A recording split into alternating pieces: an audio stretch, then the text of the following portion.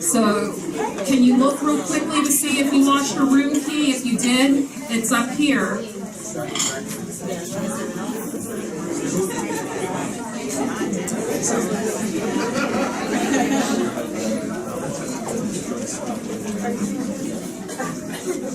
Okay, we're going to go ahead and get started.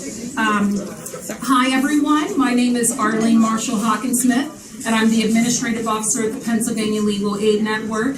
And on behalf of the staff at the Pennsylvania Legal Aid Network, Inc., our board, and our programs, I'd like to thank you all for attending the 2017 Martin Luther King Jr. Summer Internship Recognition Reception. That is a mouthful. This year is really great because it marks the 25th anniversary of our internship and fellowship program. It's a great honor for me to personally be in front of you and to talk about this program and host the reception simply because I'm a former MLK intern myself, class of 2005. And I'm hoping that with the group that we've brought in this year, we'll be ushering in the new legal aid attorneys of the future. This year's interns represent a myriad of different law schools. I just wanted to give you an idea of which law schools are in the room. So we've got Temple University School of Law, University of Pittsburgh School of Law, Widener University Commonwealth Law School, Penn State Law, Penn State Dickinson School of Law, Duquesne University School of Law, Mercer University School of Law, and Suffolk University School of Law. So you can see we've kind of went up and down the East Coast this time around. Our interns have been hard at work this summer and have taken an opportunity to share some of their experiences in the Drum Major Essay Collection. And I'm not certain if everyone had an opportunity to grab one of the booklets, but if you have not, please make sure that you do so before you leave tonight. And some of the booklets can be found in the back of the room.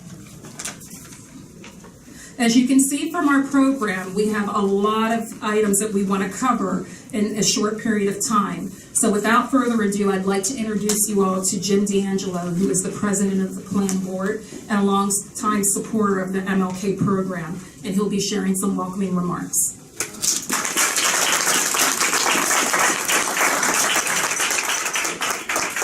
Thank you, Arlene. Good evening, everyone. My name is Jim D'Angelo, and I have the honor of being the president of the Pennsylvania Legal Aid Network. And I've got the microphone for a little while. So some people in the room are worried about what I'm going to say, but I'll try to keep it within the bounds of good taste. But seriously, first the thing I want to do is take a moment, because I haven't had a chance to say this yet in front of a group of folks who are very committed to legal aid and its cause. But Sam Milkus, who's standing right over here, has been doing a tremendous job for us. And one of the things that I've realized just recently, as we've come through the end of fiscal year at our programs, and I'm involved with a number of programs, and sat through a Dauphin County Bar Association Public Service Committee meeting earlier this month, and we were talking about things, and one of the things that came up is all the positions that are opening up. And the advocates that are being added. And Sam has a lot to do with that. So Sam, thank you.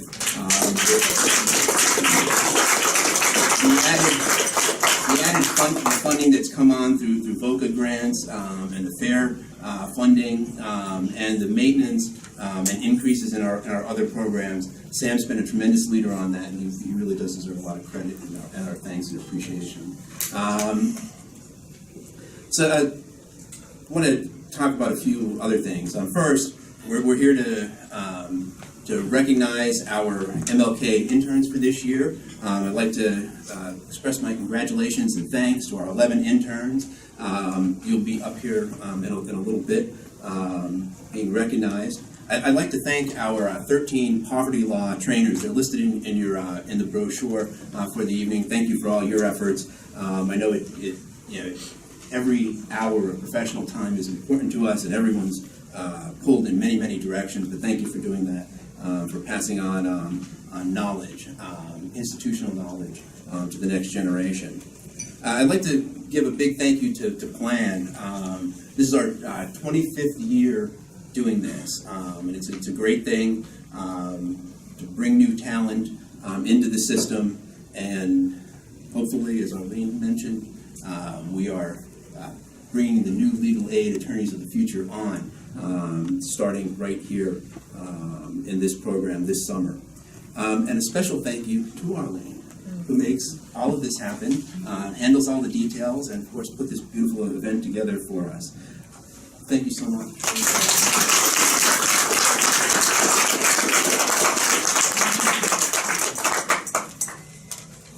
I have a number of special guests to recognize tonight, so if you'll bear with me. I have a list. I don't know if I've seen everyone yet in the room tonight, so I may not know exactly where you are, but I'm going to run through these.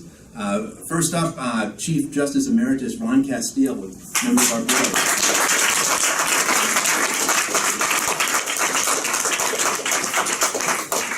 Next up, Sharon Lopez, President of Pennsylvania Bar.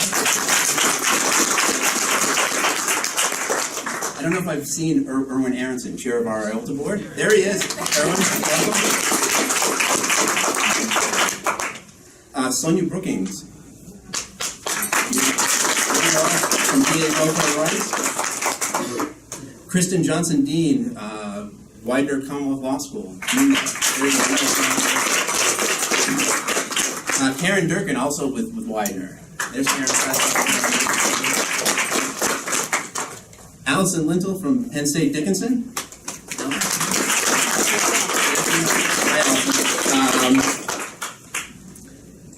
Make sure I'm not jumping over anyone. Lauren Hartley Martin, also from Dickinson.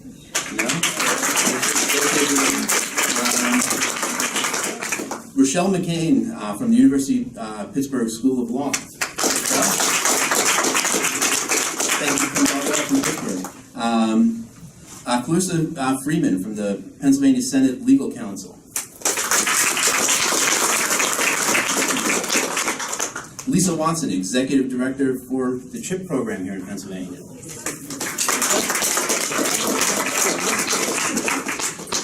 Tom Lee from the Pennsylvania Department of Banking and Securities. Anna Paulina Gomez, the Office of General Counsel.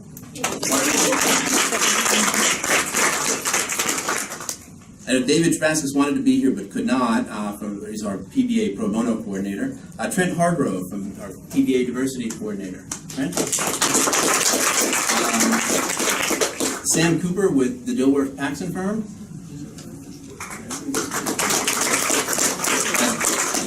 Joy Waters Fleming from Joy Waters Law. Andrea Farney from Triqueta Law. Jim Sawyer, our IELTA Grants Manager.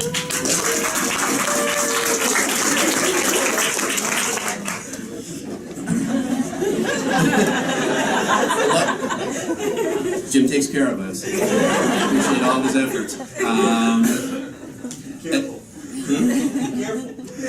We really do. Jim's been a very thoughtful and helpful partner. Elise Nesterov from the Pennsylvania Coalition Against Domestic Violence. Jennifer Thompson, also from Pennsylvania Coalition Against Domestic Violence. Wes Payne, former Planned President. Max Lon, Planned Board Member. Martha White Mathis, Planned Board Member. Paul Bailey, Planned Board Member. Michelle Jackson, Planned Board Member. And Minta Levengood, Laurel Legal Services. Well, thank you everyone for coming out, and really appreciate your time and attention this evening, and you're participating in the celebration of the conclusion of the 2017 program. My next obligation and honor as Planned President is to introduce our guest speaker, Sharon Lopez. As you participate in bar activities, for the new folks in the room, What you'll find is that one of the best part is getting to know other attorneys, and getting to know other attorneys who maybe don't do exactly what you do. I'm a civil litigator. I see a lot of civil litigators, but I'm largely channeled into my business litigation world, and I don't run into other folks. But I got to know Sharon from her time rising up through the ranks, and eventually becoming the president of the Pennsylvania Bar Association. As a civil rights and employment litigator, as a commercial litigator, we didn't really cross paths in the practice, but I've gotten to know Sharon a little bit as our activities in the PBA cross. Sharon's a former legal services attorney.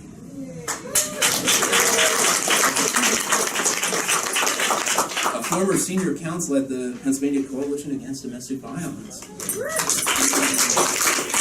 Today, she's the leader of her own law firm, and she's a first chair civil rights and employment litigator, and I understand a terrific one. Again, president of the Pennsylvania Bar Association.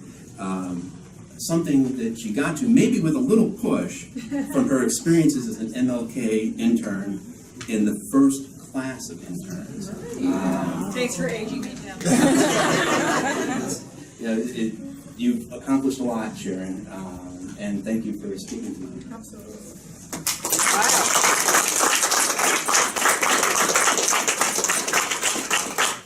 Thank you for your kind remarks, Jim. I really appreciated getting to know Jim on Lobby Day on the Hill, the ABA on the Hill, where we were lobbying along with Sam and other volunteers to get funding restored for legal services. And it was a compelling, exciting 2 days that I think led to some good results. And as we all know, real change does not happen in 2 days, right? Real change happens over a period of time with some dedicated workers. And I remind myself of that by a quote that's on my website along with my law partner, Andrea Farney from Triquetra Law. And that quote is from someone I think you also are familiar with, in addition to Dr. Martin Luther King, the other comrade in the civil rights movement who maybe had more of a back seat was a gentleman lawyer by the name of Charles Hamilton Houston. And if you are not familiar with Mr. Houston's work, I charge that to you tonight. Mr. Houston said, "A lawyer is either a social engineer or a parasite on society."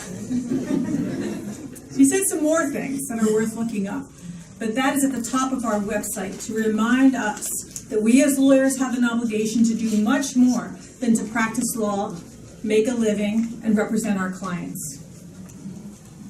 But of course, you know, no social engineer is born a lawyer.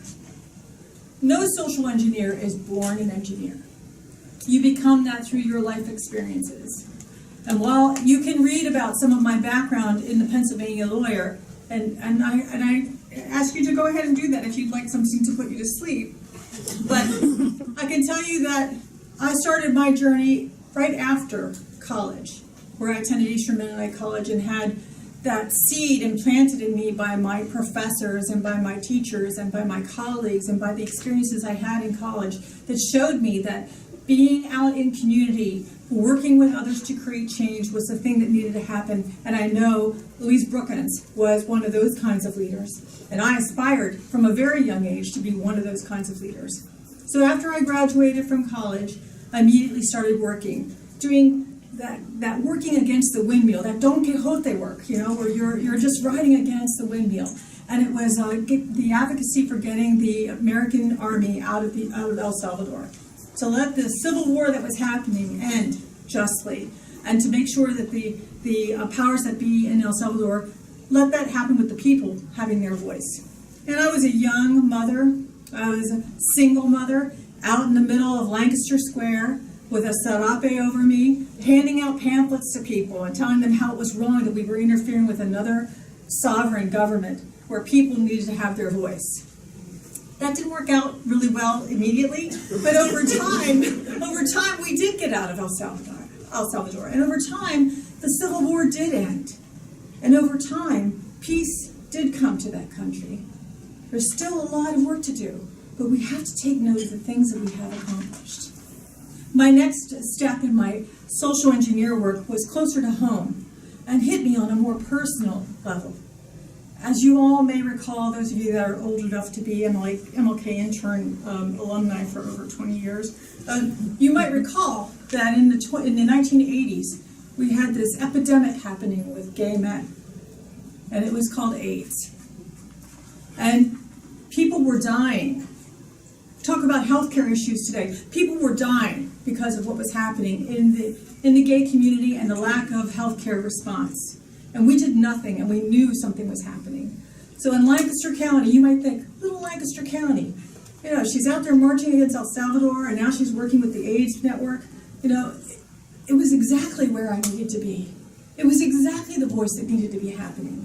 Delivering clean syringes and bottles of chlorine, knocking on doors and leaving pamphlets, handing out free condoms. It was boots on the ground work, and it needed to happen. And I felt compelled to do it because I knew at least that might save someone's life. And if there's nothing else we can do to show love, it is to promote the saving of another person's life and to improve the quality of their life. And during this time, I was a young mother. I was a single mother. I was struggling with my own economic security. And yet I knew that I was called to do things for others. And so the next step I took in terms of social engineering was volunteering for a rape aid center. Because I found my colleagues and friends, my women friends who were empowered to go to college, my women friends who were working in professional situations, were out there struggling because they were dealing with sexual assault survival issues. They were handling it every day that they worked with coworkers where they felt there were power and control issues. And they were in crisis. And so I volunteered to go to emergency rooms and to hold someone's hand and to stand by them when they went to court. And I saw how the criminal legal system, I won't call it a justice system, but I saw how the criminal legal system responded to victims. And I saw the power that discretion had in the courts. And I knew we needed to do more to bring voice to people who needed that voice. After that, I saw some intersectionality. I saw some connection also between women who were white and women who were brown and women who were black. And of course, being raised cross-culturally, I already knew that existed, but seeing it in the context of sexual assault made me think that I needed to do more to end racism. So I worked with the YWCA community conversation on racism, a racial justice committee, and tried to develop a discussion in Lancaster County in the early 90s about racism and how we as a community need to end it. You know, sometimes just having a discussion about something that's hard to talk about is what needs to happen, because that at least brought the community together and we had an activity. It might be benign in your eyes, but the activity was the Race Against Racism, and it was happening all across the country, and as a result of that conversation, we had it coming to Lancaster County. And that brings people of like-mindedness, of focus on ending racism and bias to come together and brings them to more opportunities to do the work we need to do as a community to respond to those who need justice, who need equality. I cannot end my journey to being a social engineer without mentioning my next step. My decision to go to Widener, my decision to be a public interest attorney, and my decision to join legal services would not have happened but for the opportunity that I had to work at legal services in Lancaster County because I was offered an MLK internship. You see, at the time I was working for a legislator, Mike Sturl, a very good guy, a guy that probably does a lot of good work for us. But I was working in his office as a legislative aide, and I decided, you know, I couldn't figure out how to make a difference in the world doing that kind of work. And it didn't fit my need to do advocacy. It certainly wasn't consistent with the girl in the serape and the big belly that was pregnant. It certainly wasn't consistent with the girl that went door to door with the clean needles and the Clorox bottles. It didn't have enough direct impact on people. So I applied for the MLK Internship program thinking, well, being a lawyer, you know, going to court, maybe I can do some good. It was like coming home. It was like stepping into a warm bath. I was surrounded by advocates like Sam Milkus, like Michael Goldberg, like Paul Sternberg. like Valerie Case, who all took to heart the call to be social engineers for justice. And I knew from day one that this was the place that I was meant to land. So you see, my journey to being a social engineer started way before I was a lawyer. And to this day, I know that I have to do a lot to continue to be a real social engineer.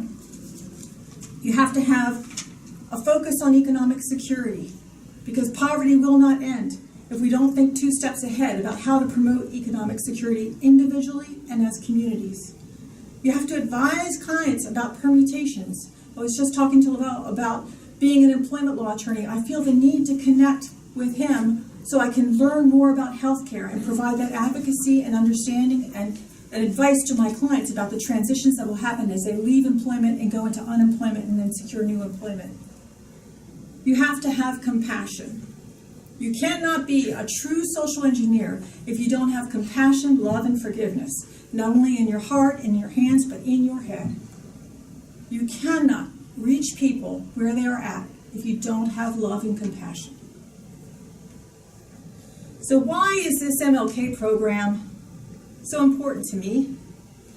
We come every year to this reception. I'm going to tear up here a little bit, but we come every year because it means so much to me to promote this pipeline. This is so much more than a pipeline. It's a recognition that there are many barriers to success. And the people that organize this program have identified those barriers and then taken steps to remove them. Whether it's housing, whether it's coming up with a long-term fellowship, whether it's coming up with a real permanent job later on.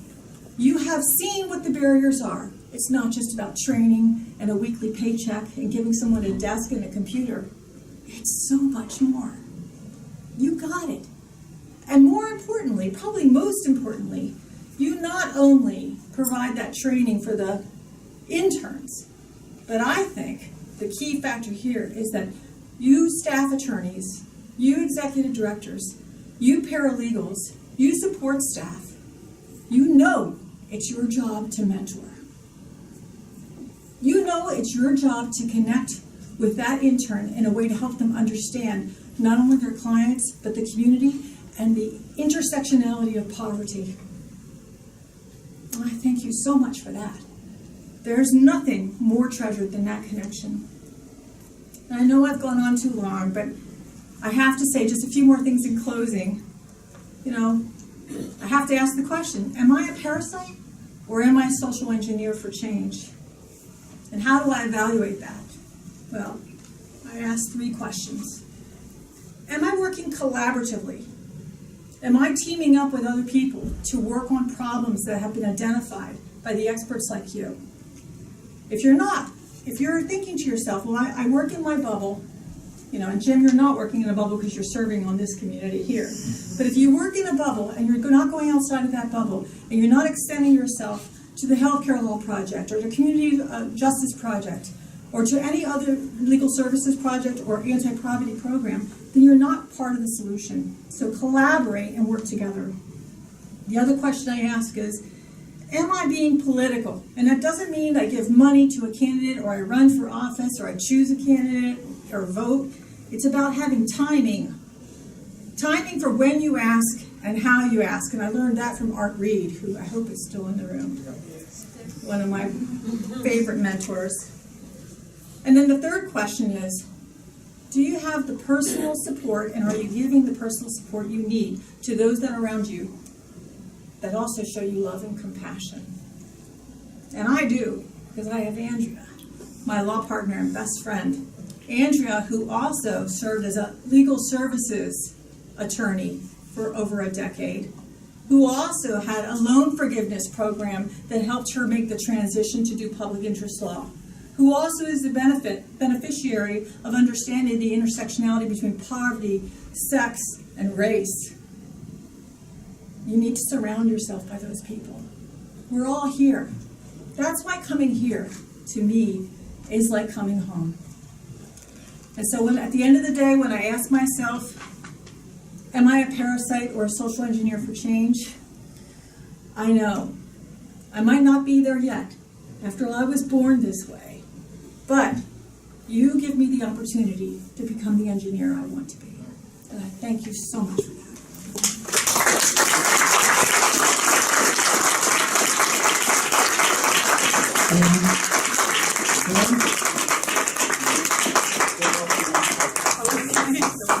I just quickly want to thank Sharon for her leadership now and her leadership across the years. And I won't say the ages. He's going to age me more.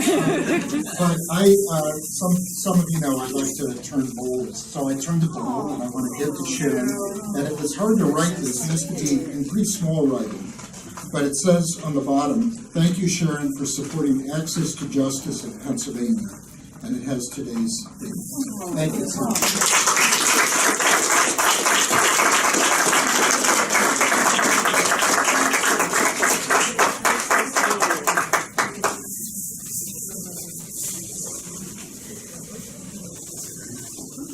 Thank you, Sharon, for your wonderful remarks. And now we're going to transition into the next part of our program tonight, which is the presentation of certificates. We always like to show recognition to our interns and give them something to commemorate their internship experience with the Pennsylvania Legal Aid Network. This year, we're doing something a bit differently, though. In addition to a certificate that's just congratulating them for their work, we are also sending all of our interns off with a memento of their service. What we did is we got these beautiful paperweights made that say Pennsylvania Legal Aid Network, Inc., MLK Summer Internship Program. And so we'll make sure to give all of the interns one of these, and they can take them along with their journeys wherever they decide to end up in their legal profession. So Sam and Jim, if you'd come up front here. And what we're going to do, just so the interns understand the process, is that I'll state your name, and I'm going to share a little bit of their comments from their drum major essay selections. And while they're doing that, they're going to pose for a photo with Jim and Sam.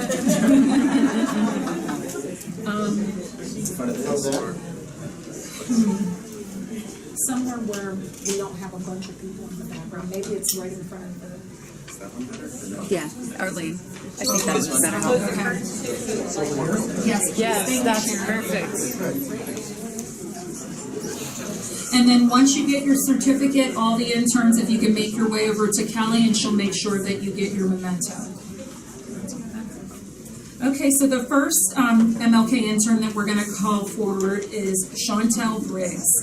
And Chantal was our MLK intern who interned with the Community Justice Project in Harrisburg. And just an excerpt from her, just 1 second, Natalie, let her pose with her certificate. If you can hold it open. Chantal said in her essay, "My work at CJP exposed me to a variety of legal issues affecting low-income communities, of which I was previously unaware, and showed me why public interest/legal aid work is so important. My time spent at CJP strengthened my desire to continue public interest type work and represent low-income populations." The next person I'm going to call forward is Jessica Bassam. And Jessica was an intern at Neighborhood Legal Services Association. And Jessica shared in her essay that legal aid is one of the most rewarding and thankless sectors, but we don't do it for praise nor money. And I'm thankful to have had the opportunity to learn from and work with the men and women who work to give people a renewed sense of hope without ever asking to be noticed or recognized. They are living examples that greatness comes from humble servitude.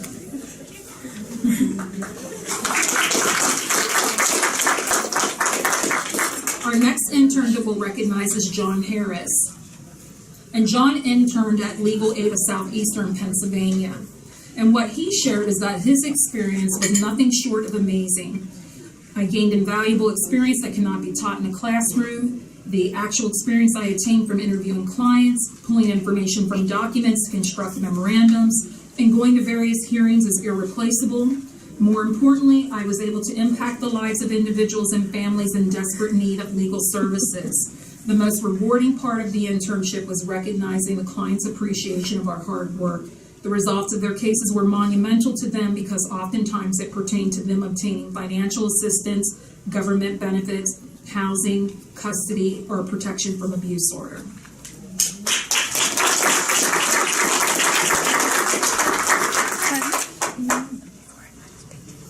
The next intern we're going to call forward is Emma Jobin Picard, and Emma worked for North Penn Legal Services.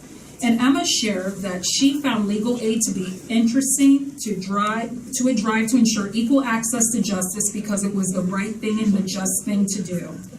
And because Emma said in her essay that it wasn't important to her that she had perfect courtroom form, or that she thought of the most articulate thing to say, or that she was afraid what other attorneys or judges would think of her, because the experience that she had was not about her, it was about serving others and ensuring access to justice.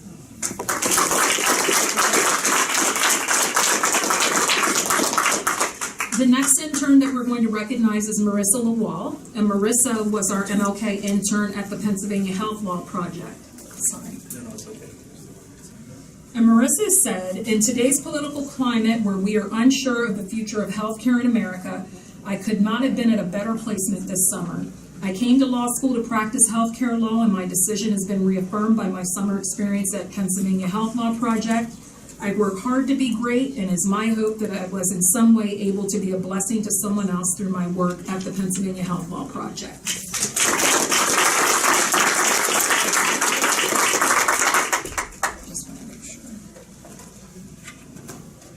The next intern we'll recognize is Supriya Phillips, and Supriya worked at MLK Legal Services. And Supriya shared that Mid-Penn Legal Services exposed her to helping those who have been turned down multiple times when they've asked for help. And Martin Luther King Jr.'s sermon dealing with the drum major instinct, he preached that we should help others not because it looks good or makes us seem cool, but because we can help others in love, justice, truth, and commitment to others so that we can make the world a better place. And she said, I shouldn't serve others because simply because it's virtuous, but because I can make the world a better place.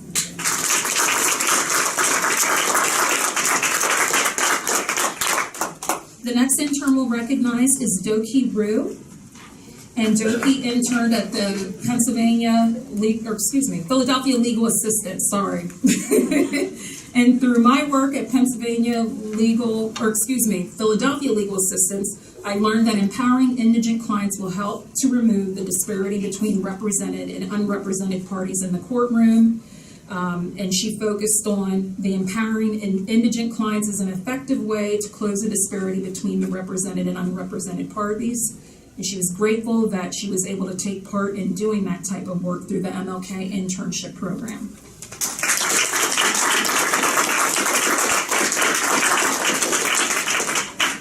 The next intern we'll recognize is Liam Thomas, and Liam worked for, Pennsylvania Institutional Law Project. And he said there were no big moments in my time at Institutional Law Project, nothing that happened that would fit well into a plot of a TV show. But as he reflected on his summer, he thought about this lack of big moments in his internship juxtaposed with big moments that occurred in his personal life. And as I did so, I realized that my focus on the lack of big moments in my internship was due to what Dr. King said about the drum major instinct, that I wanted not just to do something good, I wanted to be praised to do something good. And I wanted big moments to point to for the praise of others and for my own ego. However, the more I thought about it, the more I realized that the lack of big moments did not make my work over the summer any less meaningful or rewarding.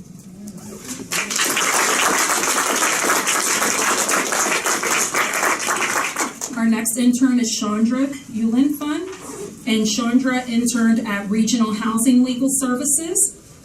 And Chandra shared, ultimately, my experience at Regional Housing Legal Services strengthened my interest in public interest work because I know that the work I did will help to create affordable homes for many tenants.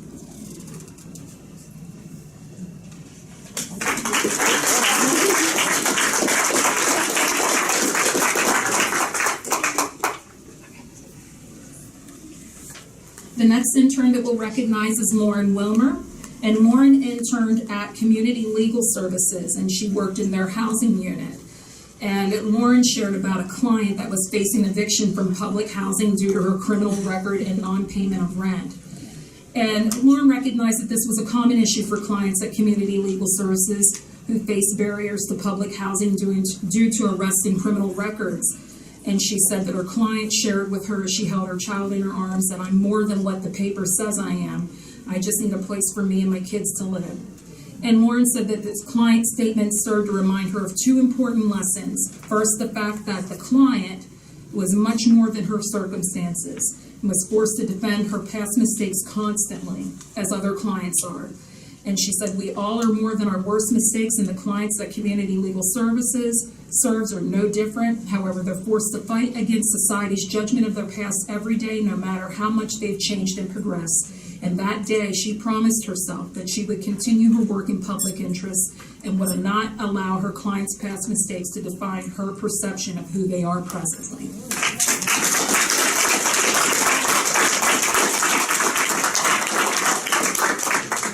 And last but not least, we would like Elizabeth Wolf to come up front. And Elizabeth was our MLK intern at Laurel Legal Services.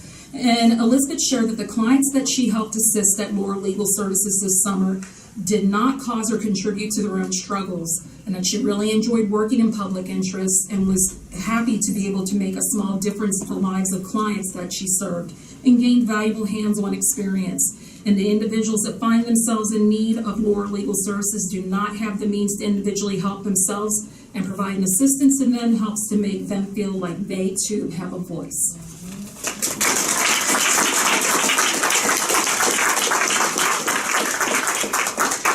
And at this time, I'd like to introduce you to our Executive Director, Sam Milkus, who will be sharing some remarks about our 25th anniversary.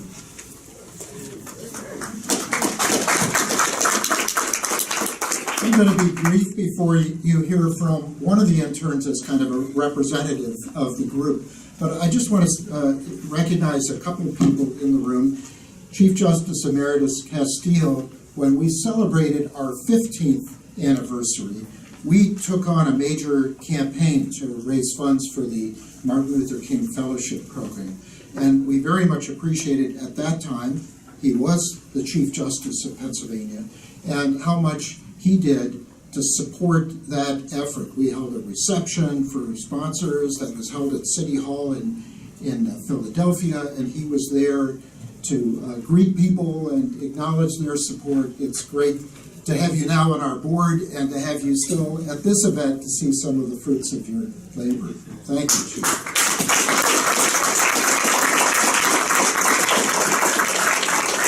I'll speak a little bit more about opportunities for sponsorship. 25 years ago when we started, it was a kind of program of the Pennsylvania IOLTA Board. That's who initially started the funding of the Martin Luther King Internship Program. So I especially appreciate Erwin Aronson being here today to celebrate this event as the chair of that board. Thank you, Erwin. This program started as an internship program. As you know, these are interns today that we are celebrating. We are now 352 law students later. And one prize, one of those law students, of course, is Sharon Lopez, who we heard from today. It's great to have you here, Sharon. The interns go to planned programs across the state, and they receive training and support, and we celebrate their good work. In 2004, we started the fellowship program. We looked at the internship program and felt we wanted to do more, and so we now hire through our programs. They're actually the sponsors and the employers, fellows who are placed at plan programs for a 2-year period. Plan pays 1/2 of the salary and benefits and loan repayment assistance, and the programs pay the other half. And I'm pleased to say that right now we have 4 fellows, either who've just started, or who've been in place for a little bit, and so it's exciting to have them in our programs, in addition to people who've been interns in the past and have also gotten hired on as staff at programs. It is a win-win to have fellows in the sense that they are offering additional legal services to clients in need of representation. It's additional staff in our offices, but it also serves especially to promote what this program is all about. 25 years ago, we said that our staff, our attorney staff in our programs, didn't reflect the diversity that we wanted. That we wanted more of an ability when clients came to a legal aid program. The majority of our clients are white. They are not African American. They are not of other ethnic diversity. They are mostly white, but still, it is a mix of people, and we wanted to do better at having people be able to see people who look like them. Not that that meant every person had to be matched up, but we knew we could do better. And that's been the goal of the program through internship, and it continues to be the goal of the program both through interns and fellows. And the win-win is to try to continue to promote that diversity. All of the funds that we receive from donations and sponsorships go entirely toward paying salaries of people. They don't go to administration at all. At the back table, maybe some of you have already gotten this, but we have newsletter information. You can meet some of our fellows virtually through that experience. But there also are some envelopes in the back of the room and little inserts that you can take with you if you wanted to be a sponsor or support the program. I encourage you to think about doing that. But whatever, we welcome the fact that you are all here. That's not an expectation out of this event. The last thing I just wanted to say is really, in some ways, the first thing I should have said, which is to thank Arlene for all of the great work that she has done in recruiting this class, in recruiting the fellows that we have placed around the state, putting this event together, putting together the trainings. There's a lot of work to making this program a success. And Arlene, I really want to thank you so much for all of your great work.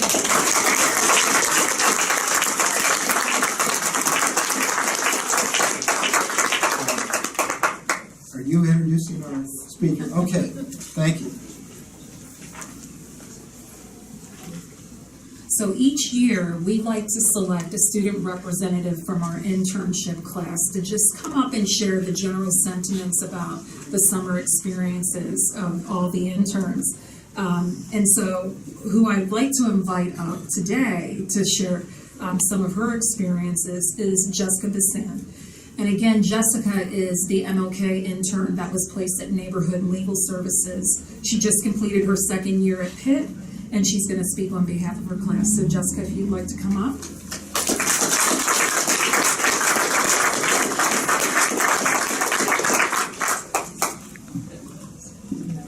Push this a little bit higher because I am a little bit tall. Can everybody hear me?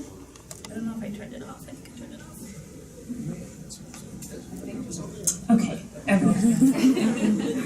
Thank you for that lovely introduction, Arlene. Good evening. First and foremost, I am honored to speak on behalf of the MLK intern class of 2017.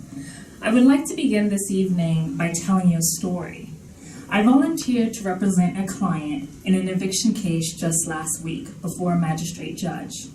I entered the building, noticed my client wasn't present, and sat down. A few minutes later, a woman came in. She seemed jovial. "I have two today," she said. It seemed as though the judge's clerk knew this woman quite well. I thought to myself, she's probably an attorney, a frequent flyer. I continued to prep for my case as the nervous legal intern that I am, while I waited for my client to arrive. Minutes, however, felt like hours. As I glanced around the room, everyone seemed apathetic, unmoved by the environment and the situation that brought them into court that day. Finally, my client arrived. I was succumbed with an overwhelming sense of relief. My client signed in, walked over, sat down, and greeted me. She then turned to the other side and greeted the woman sitting next to her. In that moment, I realized that the woman who had been sitting next to me all along had been the opposing party in my case. The woman, without introducing herself, leaned over and said, "Are you an attorney?" in a worried voice.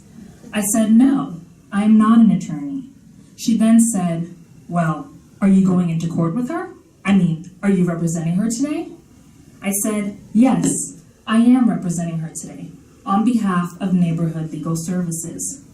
While dropping her glasses, she hurriedly said, "I'm going to request a continuance then, so my attorney can be present."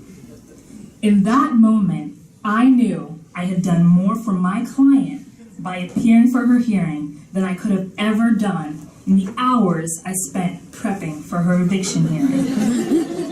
I had leveled the playing field, tightened the justice gap, and the woman who seemed so confident was now seemingly bothered, frazzled. They say the eyes are the windows to the soul. I saw her eyes. She was horrified that my client had secured representation. My mere presence made her uncomfortable. There were many lessons learned on that day, the biggest one of all being that no matter how big or small the victory, the work that we do at Legal Services is invaluable. Whether you helped file an appeal for an undocumented immigrant whose medical benefits were wrongfully terminated, or you assisted a nonprofit in developing sustainable and affordable housing, or you spent time reviewing security footage for an inmate who had been brutally attacked by prison guards, you are advocating for the most vulnerable in our community, leaving your mark on advocacy efforts that may change laws and administrative policies that adversely and overwhelmingly affect the poor, or as I learned today, financially challenged. There's no constitutional right to counsel in civil cases, but through our work at Legal Aid, we uphold the ideal that the quality of justice you receive should not depend on how much money you have. In the image of Dr. King, this is how we march as drum majors for peace, justice, and righteousness. Thank you.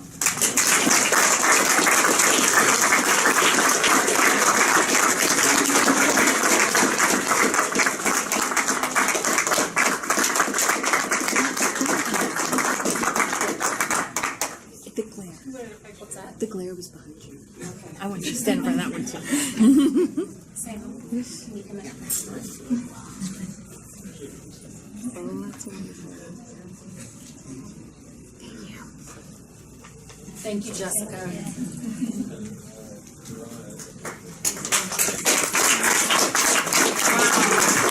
So you can see I'm saying we had a really good group this year. Well, actually, that wraps up the program part tonight. And so with that being said, I just want to make sure that we give everyone, all the students, another round of applause for their hard work. And also wishing them the best in their future endeavors. And again, it's our hope that they'll all consider becoming legal aid attorneys in the future. I just want to remind people again that the internship and fellowship program, we could not do it with the support of the IOLTA program, and also from private donations as well. And again, in order to continue to further this program, we can always use your help. So again, in the back of the room on the table, there are donation slips and envelopes if you would like to donate to the program. All of the funds go directly to the internships, and the fellowship program, we don't realize any of the funds in it is tax deductible. Good. Also, if you haven't had a chance, take a look at that newsletter in the back and grab your copy of the Drum Major Essay Collection. There are quite a few still back there. I also just want to take the time to formally thank two of our, well, at Plan, we all work as a family. We're a big team, but I want to point two key people out, and that's Natalie Bogerman, who is our administrative secretary, and then also Kelly Bakiakli, who is our training coordinator. This reception would not be closed as it has without their help, so thank you both. I also just want to remind everybody how to validate your parking. If you want to validate, you can go to the gift shop. It's open until 7:15. And if you don't get the gift shop in time, then you can go down to the front desk and get your parking ticket validated as well. Other than that, thank you, and we hope to see you next year.